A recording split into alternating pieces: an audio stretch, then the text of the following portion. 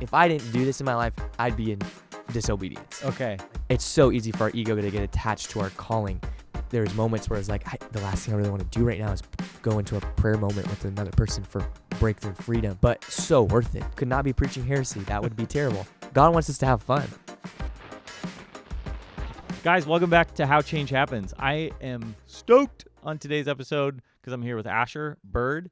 He just completed a 50-state tour, went with his friends in a van, did 100 stops all around the country, and we're going to unpack why this matters to you. How do you actually get an idea from God and turn it into something that changes people's lives? Asher. Yes. Stoked to have you here. So excited to be here, John Mark. This is so fun. What are you doing right now with your life? It's a great question. Valid question. I'm currently right now actually just right over here in the other office, in the Circuit Rider offices. And I'm working with the Send mobilization team now. So I've been doing that for about a month and a half, and it's been so fun. What's the goal of it?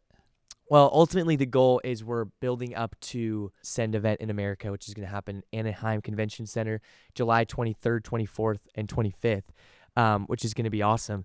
And so ultimately we're building up to that, but we're also planning pre-events, conferences for pastors to lead up to that moment. Because, I mean, you've probably explained this a bunch, but a lot of what sets apart the Send is not just the event, but the stuff that happens before and after it. And tell me from your perspective, what are we after with the Send? What are we actually believing for? And yeah, when it comes to my own definition of the Send, and what I think the Send really exists to do is to equip the everyday believer to step out into what God has for them. But I think more than that too, it's kind of a few different things. It's one, making a lot of young people just need to be, first of all, made aware of I can have change. I can have impact. I do have a purpose on this earth. So that's part of the Send, is just making them aware. Yeah. But then not just making them aware, actually giving them language towards what it is that God's called them to. Yeah. And then also on the practical side, let's say I'm I get gripped for the nations. The Send is not only telling me the importance of reaching the nations, and also through creating a space of encounter and creating a space where I can hear God's voice. I hear God's voice to get called to the nations, but then the Send also takes it a step further and gives me the practicals on how to reach the nations. Yeah. If that makes any sense. Yeah. I hadn't thought about the Send quite like that. We were literally making space for God to speak to people. Yeah. And then it's true. Because that's I think that's where it all comes down to, is you have a moment in your life where you're just I know, I have this deep conviction that God spoke to me to do something, and now I'm going to take action. And that's a perfect segue into, so you did this tour all around the country with your friends, but where did it start? What was that, word of the Lord where God spoke to you and gripped you that this was something that you should do? Yeah, I mean, it came down to the storyline's so cool. I look back at it, I'm like, only God could write a story like this. And it came from Lauren Cunningham. So Lauren started YWAM 60 plus years ago, and he challenged me. Me and my family had gone on a 2-month road trip, really just gaining perspective on what was God doing in America. And at that point, that was gearing up for the Send Kansas City. This was the beginning of early 2021. Beginning and early, those are the same word. In case we needed a few more descriptors. Yeah, that's and so at the beginning of 2021, we got back from that trip, and Lauren was in a meeting with my dad and was like, hey, I got a challenge for Asher. By 21, I preached in every state in the U.S. And he essentially said, I challenged him to, one, go and do the same thing and do it earlier than I did. And so I was 16 at the time, junior in high school, had no real grid for, I knew I was going to do a DTS, but beyond that, I didn't know what was going to, didn't know what I was going to be doing. And so when this came, this was an absolute dream of mine. But to be honest, it was just a dream. I didn't see how it could become a reality. And it really came through this, the whole thing was catalyzed through this challenge from Lauren, which was to go into every state in the U.S. And I mean, the Lord kind of spoke into this afterwards, but go into the U.S. and go into every state and host a gathering where we would see young people activated into what God had called them to, call them into living a lifestyle of missions. Okay. You said it was a dream of yours? Yeah. So are you saying that when God spoke. And yes, he used Lauren, so it wasn't Right. like this audible voice. Because I think that would be helpful for people to understand, like the different ways that God speaks to us and kind of gives us our mission. Yes. Because it's not always like some crazy. Sometimes it's like through very natural things. But so good. Yeah. are you saying that it resonated? Like there was something that, like when God's word came, there was something already in you. Or like, whoa, I was built for this. Yeah, I think the idea behind like doing a 50-state tour, I love traveling. I love meeting new people. I love, seeing America is such a diverse, landscape. There's so many different, there's deserts, there's mountains, there's beaches. Really, if you want to see you can basically see any landscape in America is what I'm trying to say. Wow, that took so long to get there. I just love that it was like a commercial for America. Come to America. So explore America. That's what I'm saying. Questions naturally arise when you study your Bible. Logos is a place where you can get those questions answered. Imagine being able to ask C.S. Lewis to explain his thoughts about salvation.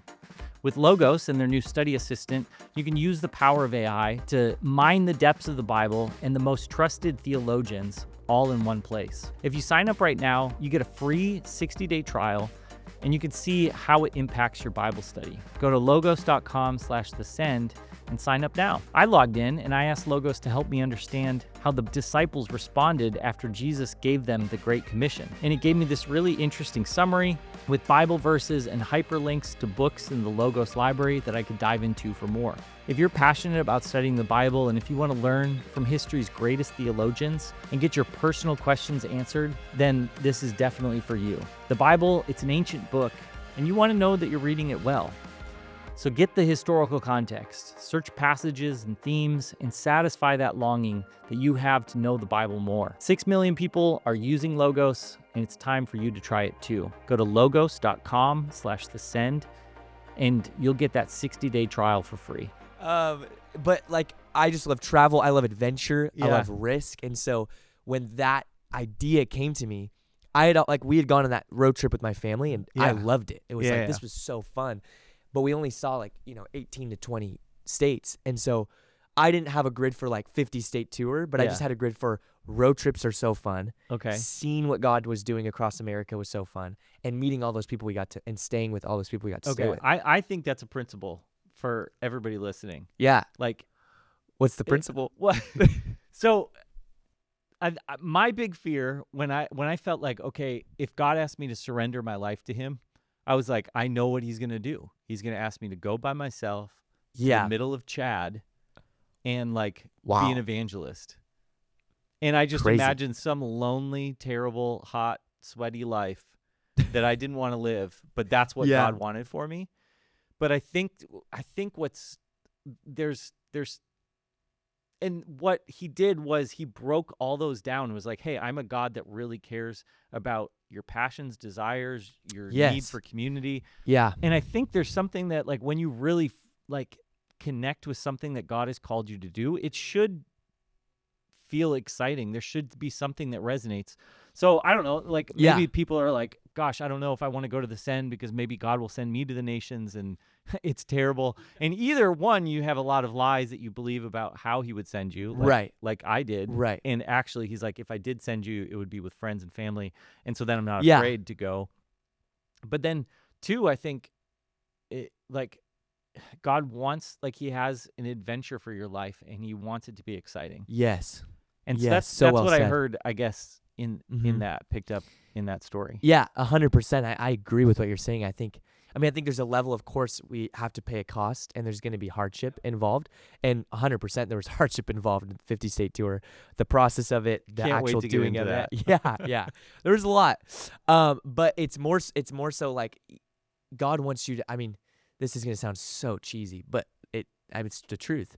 God wants us to have fun in our adventure. There's risk 100%, but there's so much joy. Yeah. And so I think the fear that someone might have, a young person might have, if I go to the Send, I'm going to get called to whatever the country may be. I'm going to get called to do something hard. Yes, you're going to get called to do something hard, but it's so fulfilling. Yeah. Yeah. That's a good word. I like that one. Slap it on a t-shirt. Just kidding. Yeah. Okay. So he gave you that like seed of an idea to hit the 50-state tour. Yeah. But then, because I want to break this down. I want people to understand, because there's people listening that are like, I want to change the world. I want to do something significant with my life. And I just think learning about this process and what you went through will be a map that they can take. So you heard God, but it's like ambiguous. It's like, well, okay, Totally. 50-state tour, that could be anything. Yeah. And then, so how do you begin to narrow down, like really dive in? Think about those early meetings that you had with your dad, with Lauren. Yeah. How do you wrestle with that idea and actually bring it down to something that's like, I know how to take the first steps? Yeah. Are you kind of essentially asking like what, because it's such an ambiguous thing, how did I go about just starting step by step? What were those early conversations like? Like, how did you take it from 50-state tour to, oh, I know where we should go, what we should talk about, who we should go with, that whole thing? Yes. I think right off the bat, just bringing myself back to, that was junior in high school. That was probably 4 years ago now, almost 5, which is crazy to think about. And I think there was a lot of time spent, and just to encourage someone that, might be listening to this, that there is sometimes God will speak something that's not necessarily meant to happen in that moment. And I didn't even wait that long in hindsight. There's people that have prophetic words that it doesn't come into fulfillment for 20 or 30 years. Yeah. But God's looking for someone that will steward the vision. And sometimes stewarding the vision doesn't necessarily look like me stepping out and actually starting to plan this tour. It just looks like praying. Just looks like processing it with people.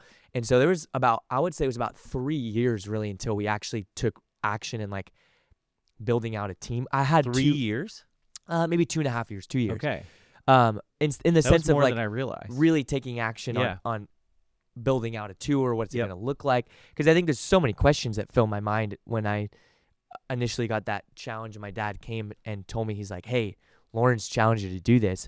And at first it was kind of like, oh, this sounds so fun.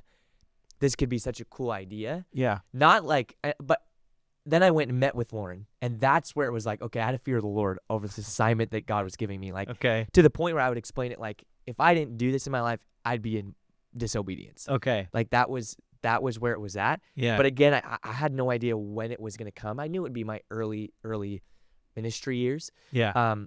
But I didn't know when.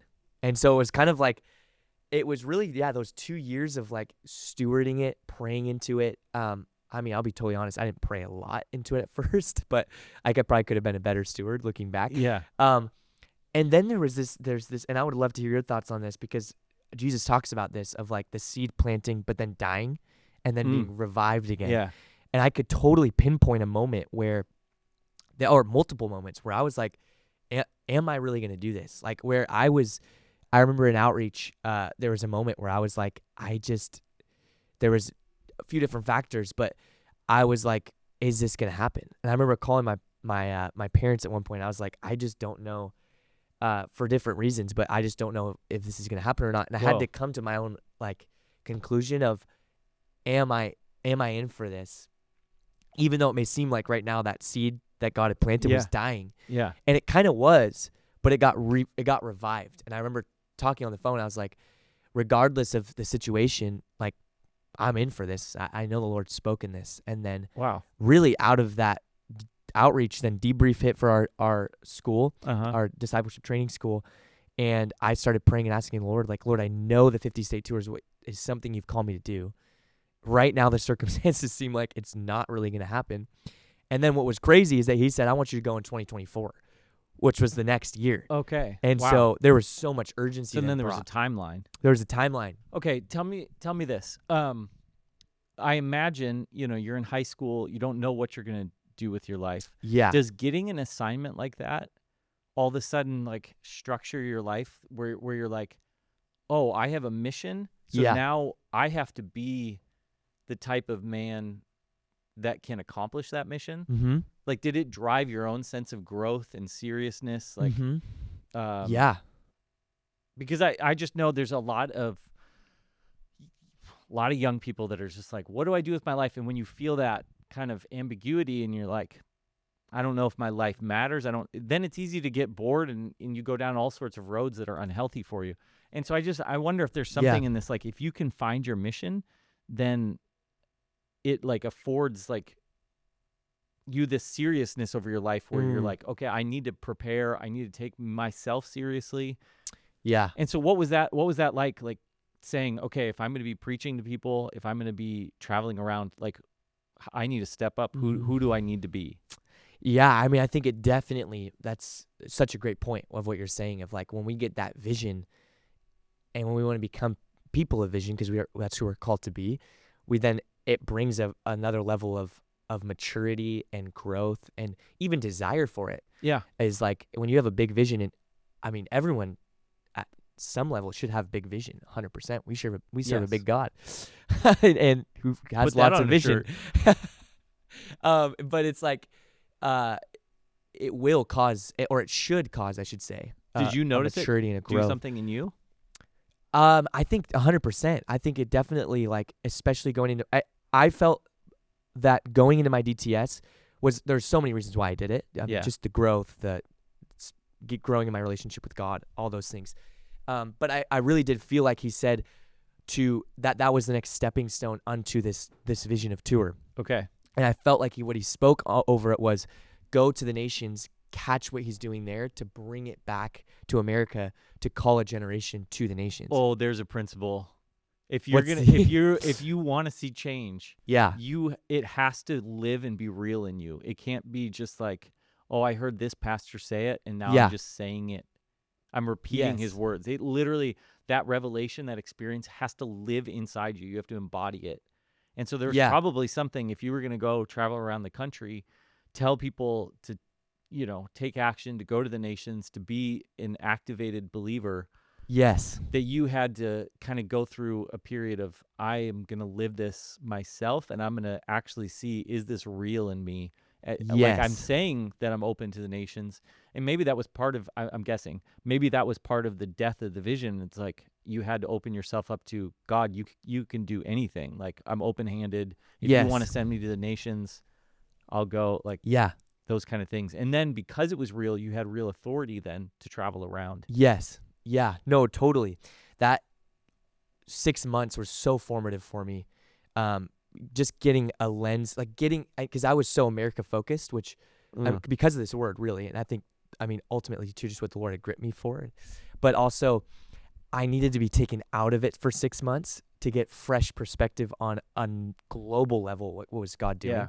And I didn't go all over the world. I went to specifically South Africa, and then I spent 2.5 months in Central Asia. But those 2.5 months, I mean, in Central Asia, I fell in love with that region in a way I'd never could have expected. And then also it was like in South Africa too, just seeing what God was doing there, seeing the spiritual awakening that he's bringing, the way that it was almost like what I got to see in South Africa. I was like, oh, I want to see this in America and bring this back to America. Okay. And then it was like really being able to carry stories. One unique thing that we did on tour is we just wanted to, I think sometimes people can get so focused on and this is great, this is not bad, but my city, my context, my circle. And that's not a bad thing at all. I think we should 100% focus on our backyard and our neighbor. And that's what Jesus called us to. But our goal in we call them mission nights is what we would host these gatherings, is that our goal was to broaden people's real vision for like, oh, God's not just moving he's not just moving in my state, he's moving in states all across America, and he's doing something similar. And so what we would do is we would take about 5 to 10 minutes to share testimonies of what God was doing on the road, so what we were seeing happen throughout America. But then 2, we would actually share stories of the ways that God was moving in the nations. So we were connected with teams that were in the nations, and we would share these crazy stories of like in Papua New Guinea of like this insane, I think the story was like this woman got completely healed after she saw these missionaries because she had this prophetic word. And so we would share that. And it's like, wow, a 16-year-old in Alabama might not even know what Papua New Guinea is, but they're getting Alabama. Sorry, Alabama. Love Rip. Alabama. It was awesome. We could give plenty of examples. 15-year-old in Colorado, any of the states. You fill in the blank. I love all the states. I've been to all of them. They're awesome. Amazing people in all of them. But in whatever it might be, and they might have never even heard of this nation before, but they're all of a sudden their eyes are being like open to 100%, whoa, God's moving in the nations. He's a global. He's not just moving in my context. Yeah. No, Yeah. that's huge. Yeah. Okay, so then you get back from that missions experience, and then what is that next step of preparation? You said the vision almost died. Maybe it did fully die in your heart. Yeah. But then God like breathed on it again. Yes. And you're like, no, we do have to do this. And then what is that next step that you take to bring it to life? Yeah, actually, I would love to. Would you say that? I mean, I'd love to hear your thoughts on backtracking a little bit. Would you say that at some point in a leader's life there is a point where the vision has to die? At some level. I mean, through my experience, yes. I mean, I like I'm thinking about Will and Run with Christ. Yeah. I don't know his full story. We're gonna get him on the podcast. Yes, Will's But amazing, legend. It seems like that was just like God spoke to him, and all it's done is explode. That's true. So I don't know if it always happens. Right. But right. Yeah, I think there's a process of it feels like where you have to let it go, and I should dive into it because I don't know if it's because our ego is connected to it, and so it has to become like a little bit like surrendered. Yes. Because biblical principle, whatever you surrender to God, He will bring resurrection and new life to. Yeah, He'll that's honor, so good. Honor and reward sacrifice. And so I don't know if it's that. I don't know if it's God just underlining like, hey, I'm the only one. It's not through your power. Right. That you can bring this to life. But that's such a good, what you just said there, that's so good. And I actually remember a moment, this just reminded me of, it was just the Lord used it because, this whole 50 state tour with Lauren having challenged me personally. Yeah. A lot of it had been like, oh, Asher's going to do this tour. And I had an amazing team that went with me. They're incredible, and we carried it all together. But I do remember this moment. We all as a team sat down to watch, and I did not think this was what was going to come through this movie. We were just watching it to Jesus Revolution. Have you seen it? So I remember this moment, so powerful. Such a good movie. And we were watching it right before we went on a tour because we launched out of the Send Nashville. So we spent about 2 weeks there prepping, helping with Send stuff, and then just prepping for our tour. And we watched this. The Lord used it so powerfully. There's this moment where, and this is where you're talking about, you're hitting on with the ego thing. It's so easy for our ego to get attached to our calling and think, and maybe we might not even be aware that we're thinking it, but think like, I'm the only one. If I don't do this, no one else is going to do it. Now, there is a level, and this is where it's like, oh, where do you find the fullness of both? There is a level of God is wanting to use you right now. Like, yes. He's not looking for someone else. He's looking for you. But then there's also another level of he's going to continue to find someone until he, like, for instance, for Will, there might have been 4 other guys that God gave that vision to that didn't take it, and he was just looking for the Will. Yeah.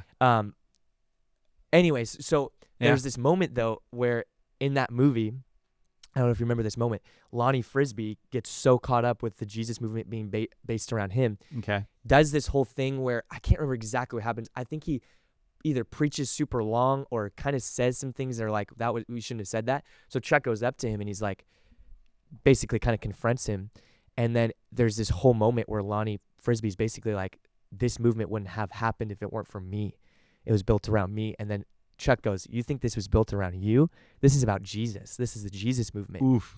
And I remember in that moment, I got so like hit with the fear of the Lord, where basically God was telling me like, Asher, the 50 state tour is not about you.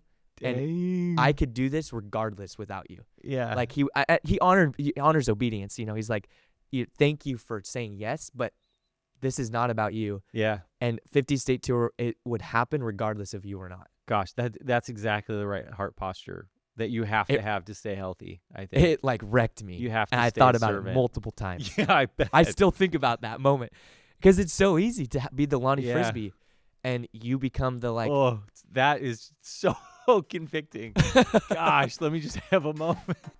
It convicted me. I want to personally invite you to come to the Send Conference. We're gathering for 2.5 days to encounter Jesus, gain clarity on our purpose, and actually live our faith outwardly. Not just inspiration, but real activation. Thousands of believers are coming July 23rd to the 25th. 2026 at the Anaheim Convention Center. If you've been wanting to anchor your year in Jesus and step into what God is calling you to, or if you're living missionally and you're ready to go to the next level, this is for you. Join Francis Chan, Christine Kane, Andy Byrd, Carrie Job, Circle Rider Music, and Jesus Image Worship. Everybody's going to be there, and I'd love to see you there too. Registration link is going to be in the show notes. Check it out. You know, one of my favorite things that Lauren said, this is kind of in this vein, Yeah. but I remember this cutting me.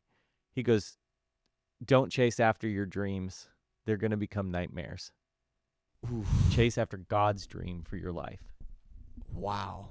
And I remember, thinking about that sitting in my YWAM school. Yeah. And just thinking about, it was like all these dreams that I had after college kind of metaphorically flashed before my eyes.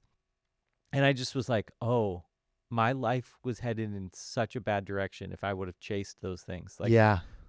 All of my junk would have just blown everything up, and God Yeah. had a plan. And It's real. it fits because you said it didn't happen the idea came and then it went on this zigzag pattern. You went to the nations. It took, Yeah. a couple of years to launch it. And I Right. think, when I look at how God developed me and the things that he spoke to me, it wasn't like this straight line, hey, all these things are clearly building towards this word. It was like there was some years in there I was like, what is God doing? Yes. Yes. But then I look back and I was like, oh, I got so worried and anxious that my vision of how this was supposed to roll out wasn't happening. Mm-hmm. And then all of a sudden I look back, a few years and I was like, oh, God was a genius. He knew exactly how to develop me. Yes. He knew what character stuff I needed to change. He knew the skill sets that I needed to build, the relationships. And so he had me in all these different weird things that I didn't see like they fit together. Right. But as soon as I looked back, I was like, oh, that season was so important that I was frustrated at. Yes. That season, I know why I was there, because that relationship, this thing had to get so strong. So it's really interesting. And I think it is interesting. Yeah. It's a provoking thought, but it's you have to have the right response to that too. You have to be able to see that. You know what I mean? Not everyone, some people you have to trust. You have to trust, and you can't overlook those seasons, because you might go through one of those things and not catch what God was trying to get you to catch. Yeah, basically you just have to kind of sign up for a good attitude and humility and being in growth and development mode in every single season. Yeah. It's so good. But then that brings so much life and excitement. If you think of life through that lens, every day, every moment, every conversation. I mean, this is going this is the nitty-gritty details, but I can find something to learn. I can find something to grow in. Yeah. It takes life to make it so much more fun and enjoyable. Yeah. I mean, it definitely makes it comes with its hard lessons for sure. But it's if I can look at each season and look at it from a place of, even though maybe it's a harder season, what is God doing in the midst of that? Yeah. Okay, here's my counterpoint. I had 3 years in this job which I look back and I was like, oh, that was so important that God had me there. Yeah. But I had such a bad, immature attitude for those 3 years. Yeah. But God still used it. Yeah. So it's kind of almost like God is faithful to prepare you, but that season could have been way less painful if I was less immature and had a better attitude. Yes, that is so true. It's choose your own adventure. Do you want to go on the hard road of complaining and suck, or do you want to have the good attitude and be no, there is purpose in this season?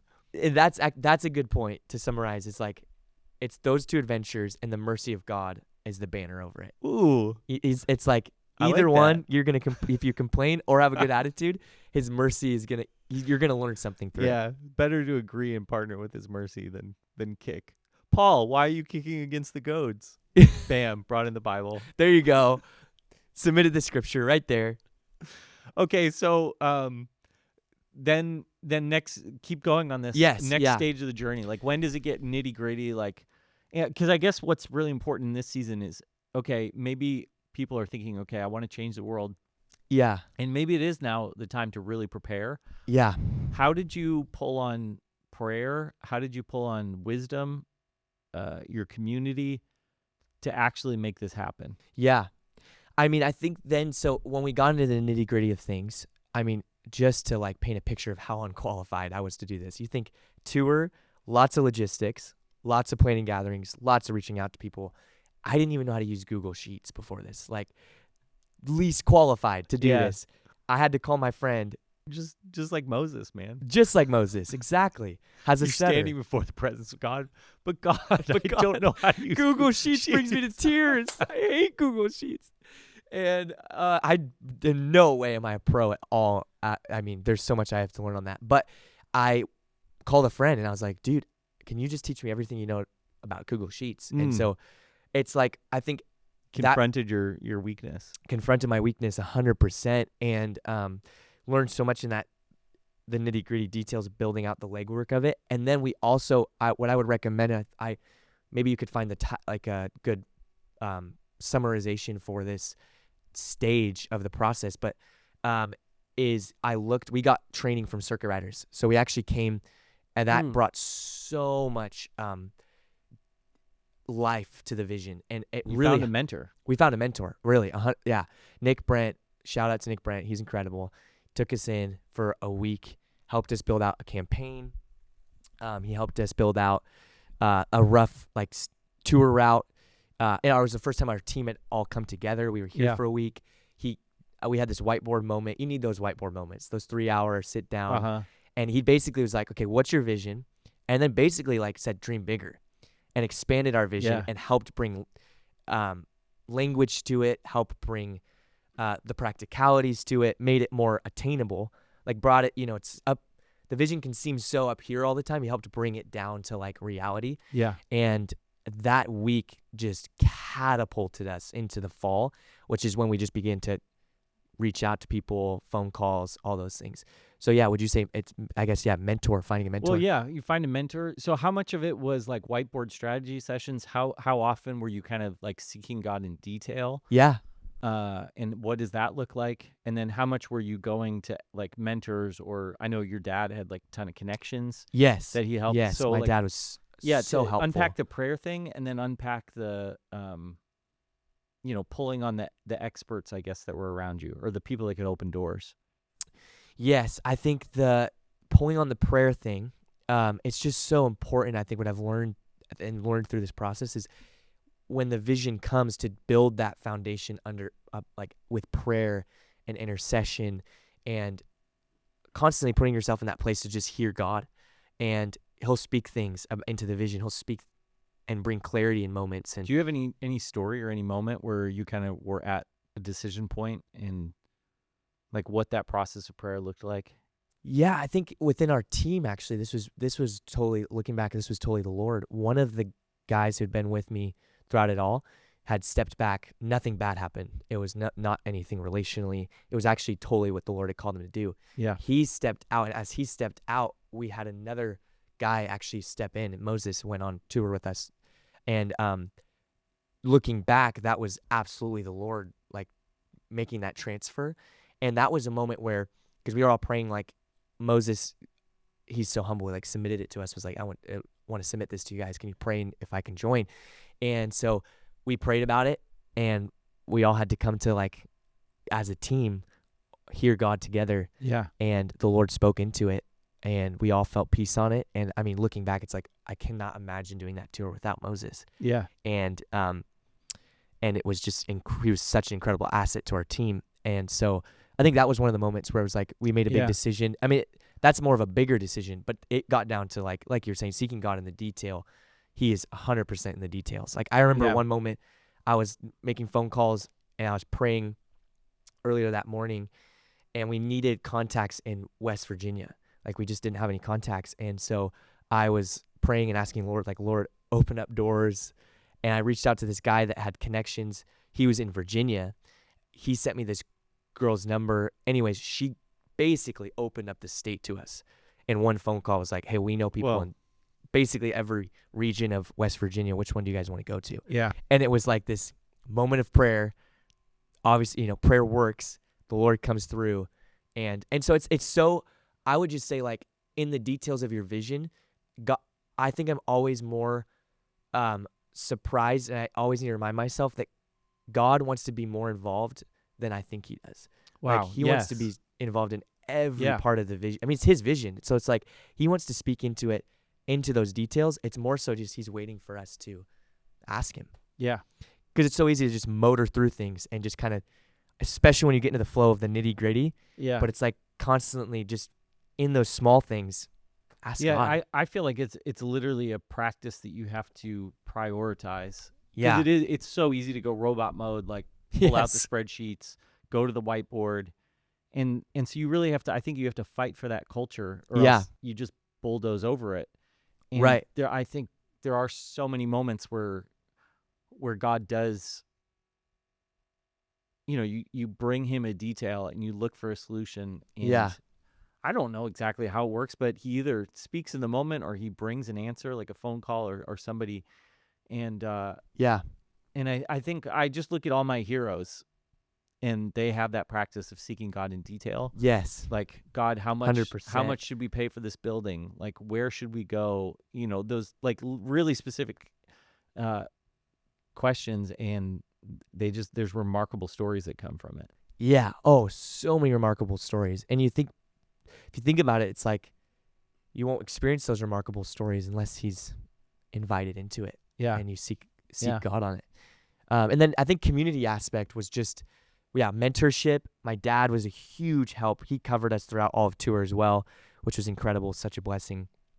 And then honestly, just like there would be people, I was on the YWAM Kona base, and there would be people that would be like, they heard about this tour that we were doing, and they'd be like, hey, Asher, if you ever need any contacts in Ohio, I have contacts there. Or Iowa. I remember this girl was like, I have a friend, and I'm from Iowa, and we didn't really know a ton of people there. And so sometimes it was just getting a mutual friend through the community and through that connection. Yeah.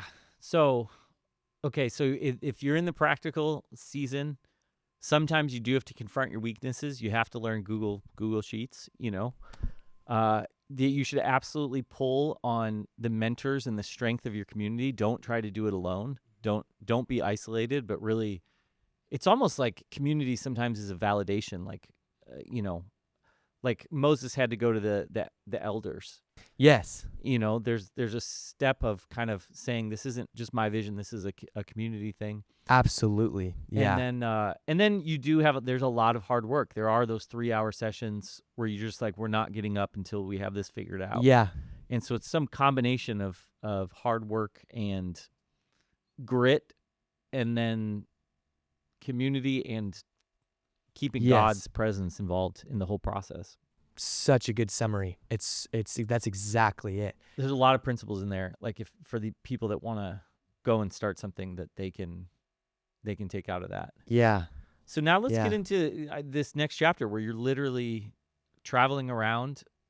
I mean, I guess that's a whole different aspect, because then you're living in a van together.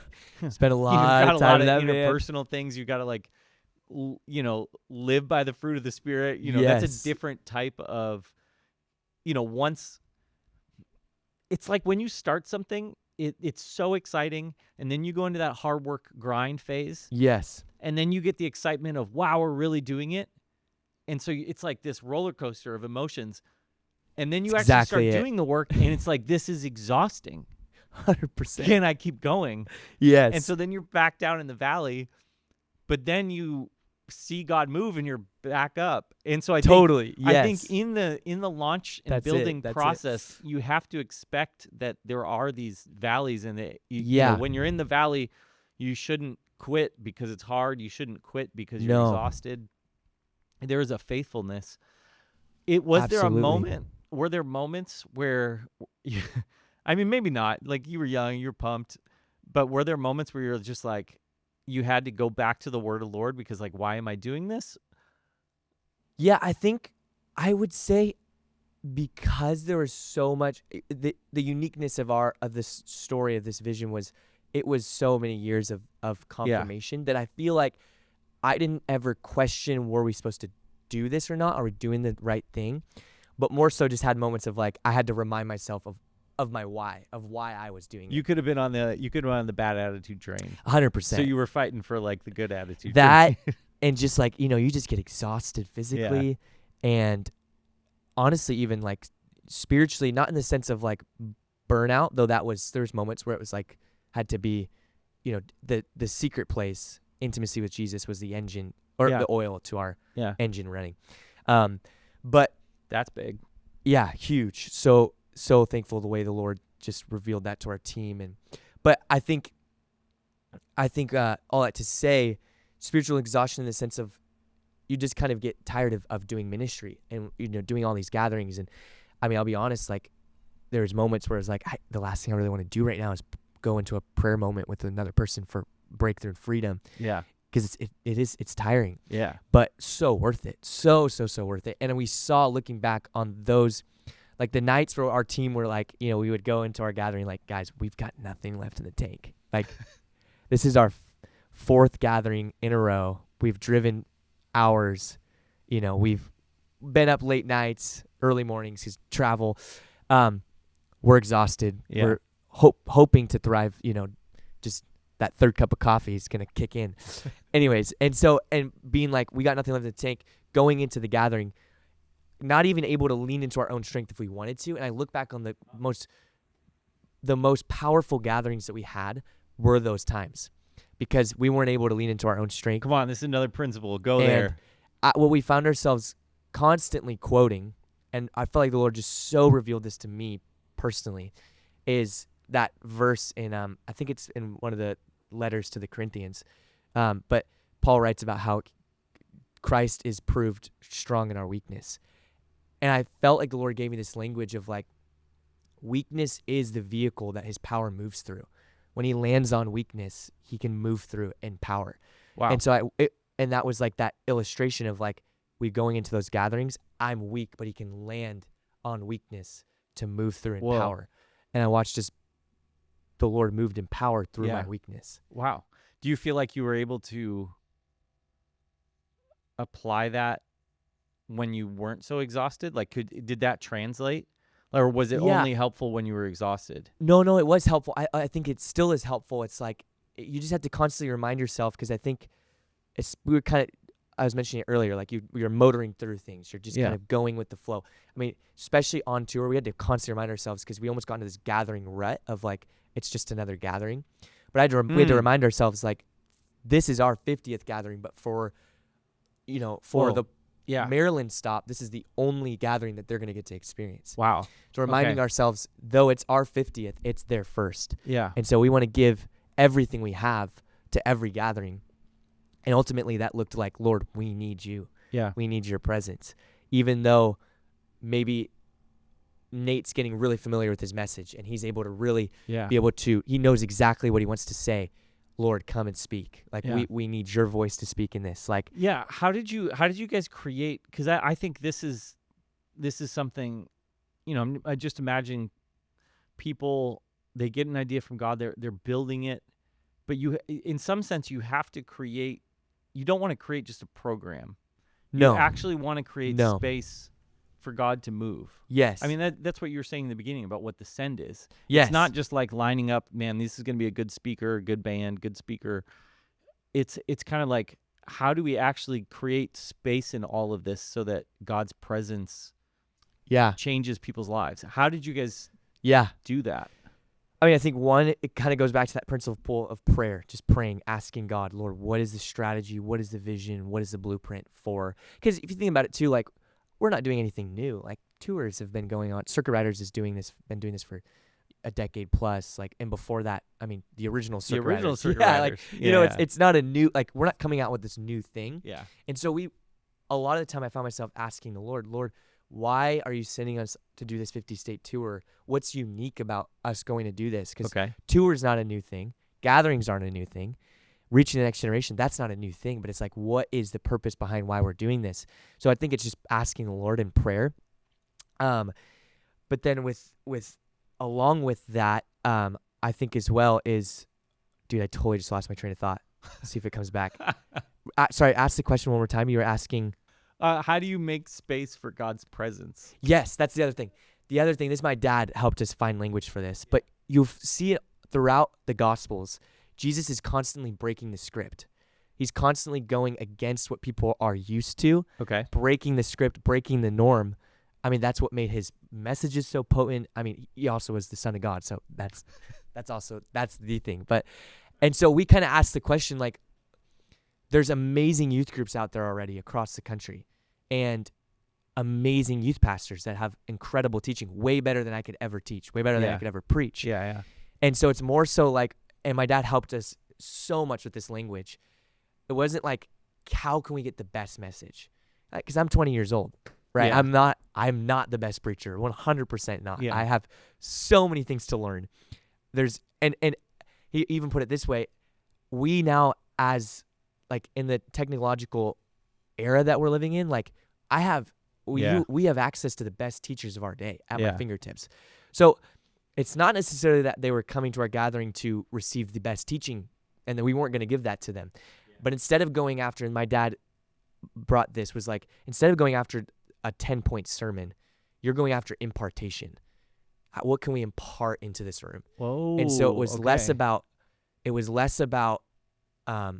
having this, like, of course, inviting the Lord into the messaging and planning out the messaging and praying into those things is so important. But it was less about what is the content and is it different, and more so about what can we impart.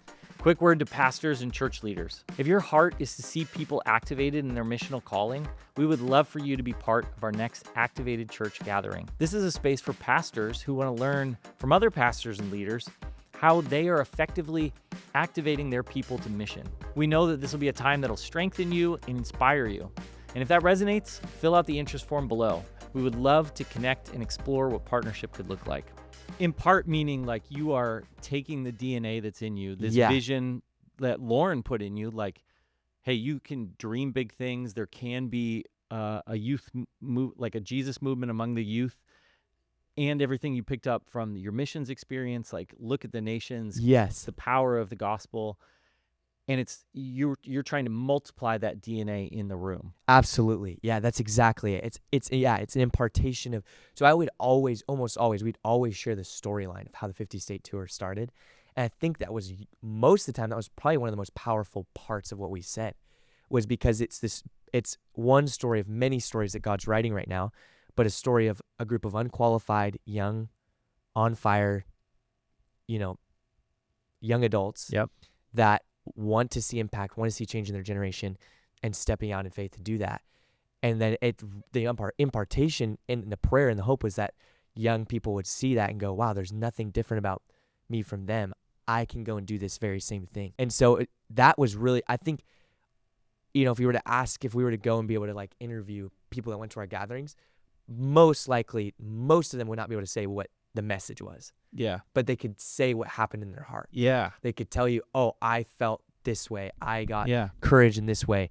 I got freedom from this thing. I raised my shoes and now I'm planted a Jesus club on my high school. Not like, oh, Nate said this super fire one-liner that you dropped. Yeah. He did drop one-liners, but it's not like they're going to remember that. They're going to remember how the experience of the night impacted them. And that's why it's so important to be prepared, that you have to live the message. Yeah. Because it's not like everyone went away with like, these are the 5 facts that I remember.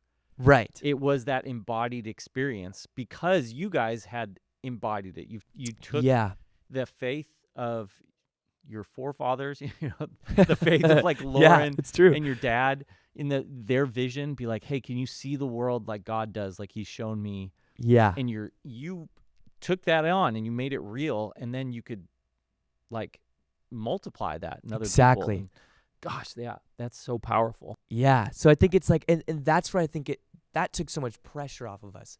And because, just gripped this plant.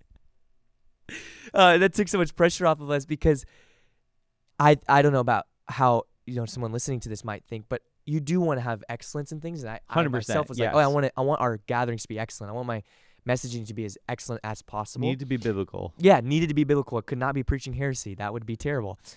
And so it was like, but it takes the pressure off of like, let's say someone wants to start a worship night. Yeah, you might not have Carrie and Cody Carnes at your worship night. Yeah. And that's okay. Let's say you start a Jesus Club. Yes, you're probably not going to preach like, Michael Koulianos or John Mark Comer, but that's okay. It's not what the human spirit even resonates with, like just the talent. The talent has to be connected to like the raw passion and like the aligned life with truth inside. So it's like that young person that's burning and singing songs from this gut place of like, I really want to know God. I am hungry. I'm living for him. That, whether he's not that skilled or not, whether he's skilled or not, there's something about it that resonates if it's real. Yes, 100%. And that's what, anybody in their 20s, you don't have the crazy skill set. You're just too young, of course.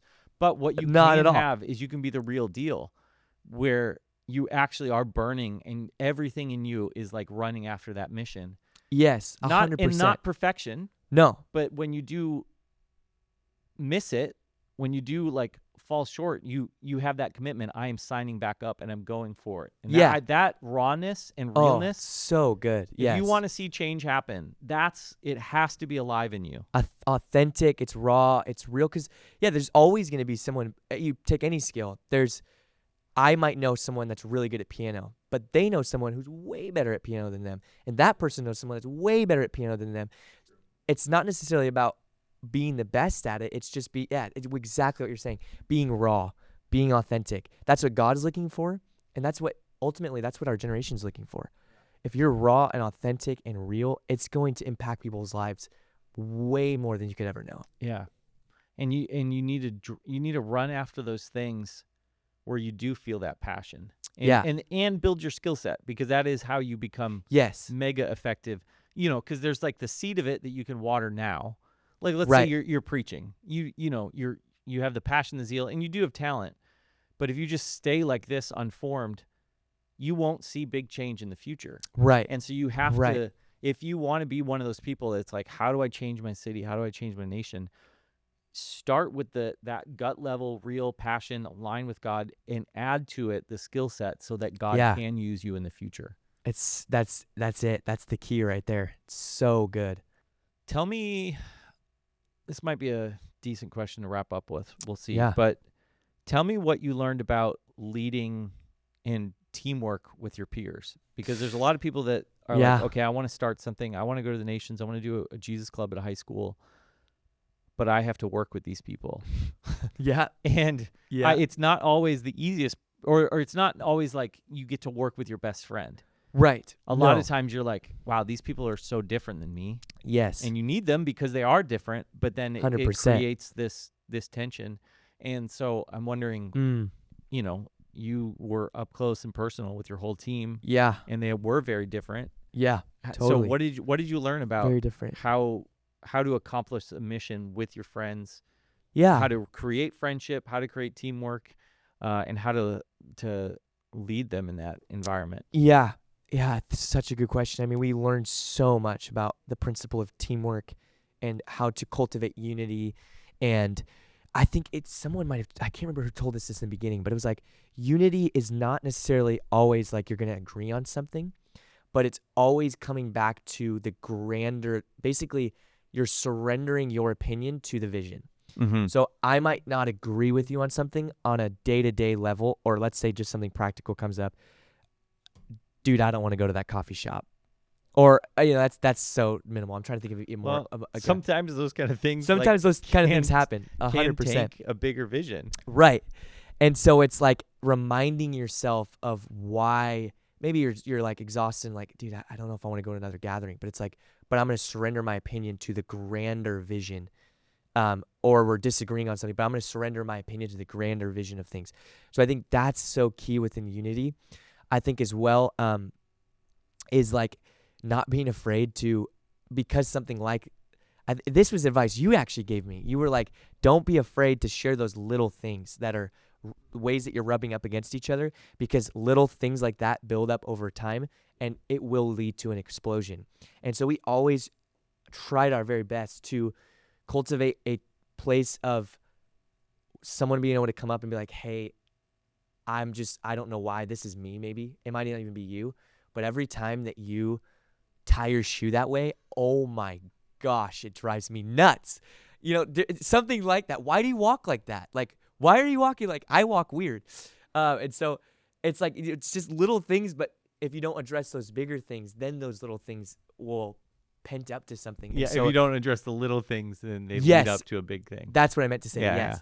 And so that was so key as well, is like we tried as best we could to create a space where, one, the person could feel freedom to come and confront. Mm-hmm. And if forgiveness was needed, that they would extend forgiveness. And we also tried to create a space where if I'm coming up to repent to someone of like, dude, I'm so sorry. I did respond to you, in a passive aggressive way. Yeah. Or I responded out of frustration. One, being willing to repent of those things. So being aware of like our actions, being aware of our heart, but then also the person receiving that receiving the repentance, being ready to extend forgiveness. Yeah. Like, dude, Yeah. I forgive you. You're so forgiven. Yeah. And then moving on in love. That was really the only thing that kept us going for 8.5 months. Yeah. And to still be friends. Because the reality it was so funny. It was a joke, but there was truth to the joke. People would say, wow, you're going on basically a year-long road trip with just 5 people. Hopefully you guys are still friends at the end. Yeah. And it was kind of like understanding what they're saying is like, wow, you're going to spend a lot of time together. Yeah. And that we did. But I remember we were, right when we started, we're like, that doesn't have to be the norm. Like, yes. And that eyes of faith of what's possible. Eyes of faith of what's possible. I We don't felt have to challenged fall into that the status quo. Exactly. We don't have to fall into the status quo. And let's actually go the very opposite. And we almost made it to this point of this tour is not successful if we're not friends afterwards, type of thing. Like to the point of like, if we're not better friends after this, then what was the point of tour, really? Because it's part of the message that you're carrying. 100%. Yeah. Young people banded together can change the world. Yes, absolutely. If you're not living that authentically, then... And you just never want to wear the ministry facade. You don't want to wear the ministry mask where you're putting on a mask to be unified as a team. Yeah. Going into a public space, but behind closed doors, you're at each other's throat. Bitterness, resentment built up in your heart. Ugly. You don't want to be on that. That will not lead. There's no power in it. And there's no then power you're in it. Fully in program mode. And it will totally seep into your ministry. Yeah. 100%. Yeah. We watched this and we felt even the Lord challenge us like to, even as much as we could, get to know the people we were doing ministry with, that we were leading with. So the youth pastor or the young adult that we were partnering with, we would always try to go and find one moment of connect before, as much as our schedule would line up with it. So a coffee, a lunch, hear their hearts. So it's a real relationship. Yeah, and it's like Psalm 133 where God pours out a blessing, even life forevermore, on unity. Yeah. And we watched as God would pour out his blessing on those gatherings when we were unified as a team. Well, I mean, you want unified with the Lord, unified with the team, and unified with the partnerships, ministry partnerships. I need to clarify one thing. Clarify it. If you don't like the way someone walks, don't tell them. Now, if there was something that like, hey, you're always making those jokes, then it hurts me, it bugs me. That's true. Yeah. But if you don't like the way someone walks, that's you. Yeah, that's very true. And you need to deal with that internally, and it probably is revealing that there's something in you that needs to get fixed. You got to deal with that with That's the Lord. good. Yes. I just didn't want everyone to have that's a permission slip be like, oh, I heard John Mark's advice. I can tell you, I don't like your face. No, you're so right. Yeah. Wait, maybe I think I did. I mean, the principle, I know what you're that. right. But you have to have that like open honesty. Like, hey, every time you're in the car, you sing that song so loud. Yes, that's a way better example. Can I just tell you how that's making me feel? And it's and not part even, of it might be me, but I just, for the sake of unity, do you think, you could keep that in mind? Yes, it's more so of like, hey, this is me. Like, it's not you. You're not doing anything wrong. Yeah. But I have to just be open with you about this. Yeah. But yes, walking, bad example. Good clarification. Okay. Is there anything else that we should say to young people that have this dream? Yeah. I mean, I would just say I think I always end up. This is something that the Lord brought to me a number of years ago, and I'm always just sharing it as like there's this challenge and there's this invitation. If you can think of right now in your head what the success of your life would be, and you can do it on your own strength and your own understanding, then there's an invitation to dream bigger. And I feel like I've been so challenged by this ever since it really came in and the Lord spoke that to me personally. I've been so challenged by it of like, if the vision for my life right now is attainable, I can do it on my own, then I need to get a dream and a vision so big that it leads to dependence on God. That's good. Yeah. So I would say, like, there is that invitation to dream the dreams of God's heart. It's like what you were saying, what Lauren said about chasing your own dreams will lead to nightmares, but chase the God dream. Yeah. And it's the most fulfilling, fun, joyful, adventurous thing Yeah. that you'll ever do. Dang, that was so good. That was fun. That was so fun. Thanks for having me, bro. This was such an honor. If you, I guess I want to say to people, if you feel like God's giving you a dream and you're like, how do I actually build this? And you want some advice, reach out to Asher, Instagram. Yeah, totally. Come to one of the Send events. Yes, come see us. absolutely. We really do want to champion and give permission slips to young people to dream and yes. to follow that word that God has spoken to you and to see Jesus' movement. Absolutely. And I would just say too, like, from me and John Mark, like, permission granted. Come on. Step out, do the thing, take Yes. risk. If you fail, that's okay. You were obedient. That's where success is. Just step out. Do It keeps coming. The Here's your revelation permission keeps slip. coming. Here's your permission slip. Let's just throw them. Throw them at the camera. We'll add them in post. That's good. Yes. But yeah, connect with us. Like, if you have any questions, like, reach out to us. Yeah, 100%. That's great. Thanks, Asher. Yeah. Thanks for having me, bro. This was fun.